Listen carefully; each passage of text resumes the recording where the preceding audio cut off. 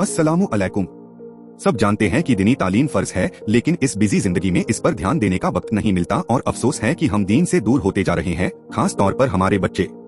उम्मीद है आप चंद लम्हे देकर इसका फायदा उठा सके। आज की तारीख 26 जुमादल उला 1447 हिजरी दिन बुध।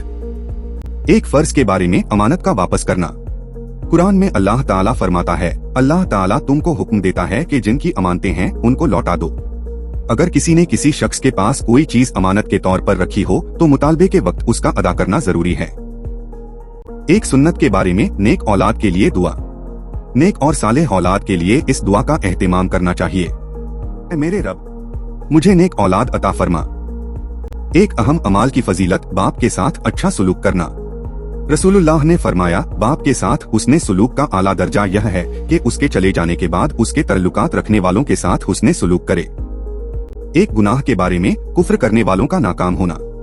कुरान में अल्लाह ताला फरमाता है, बेशक जो लोग काफिर हो गए और उन्होंने औरों को भी अल्लाह के रास्ते से रोका और हिदायत जाहिर होने के बाद अल्लाह के रसूल की मुखालफत की, तो यह लोग अल्लाह के दीन को जरा भी नुकसान नहीं पहुंचा सकेंगे। अल्लाह ताला उनके तमाम आमाल को बर्बाद कर देगा।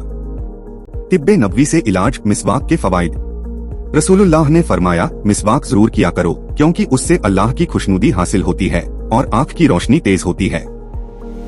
नबी की नसीहत।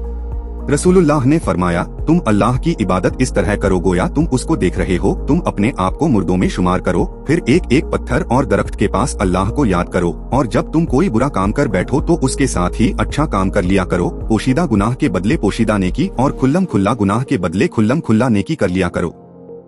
देखने के लिए शुक्रिया। ये वीडियो हर रोज देखे और अपने रिश्तेदारों, बच्चों और दोस्तों से शेयर करे। वीडियो लाइक करे और चैनल को सब्सक्राइब करे और दीनी तालीम को आगे बढ़ाए। खुदा हाफिज, फिर मिलेंगे।